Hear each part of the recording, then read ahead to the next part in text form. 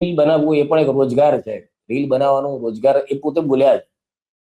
એટલે યુવાનોમાં અત્યારે રીલ બનાવવાનો ભયંકર ક્રેઝ છે કે દરેકને વાયરલ થવું.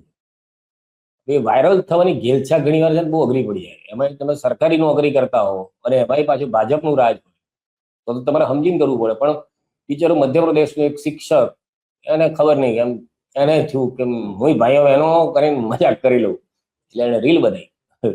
રીલ બનાવીને વાયરલ થઈ એટલે સરકારને ધ્યાનમાં આવ્યું કે આ અમારા અમારા ઈષ્ટદેવ, અમારા પ્રભુ, એનું આવું અપમાન કર્યું એને, અને આટલી વહિયાત મિમિક્રી કરી, સસ્પેન્ડ કરી નાખ્યો.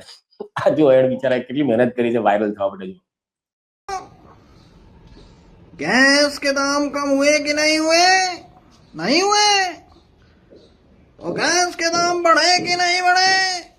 बढ़ गए। तो गैस के दाम इसलिए बढ़ गए कि भाइयों बहनों, गैस की रोटी खाने से पेट में भी गैस बनती है, और अगर पेट में गैस बनेगी तो आप बीमार पड़ जाओगे, और अगर आप बीमार पड़ोगे तो ये देश बीमार पड़ जाएगा मेरे भाइयों।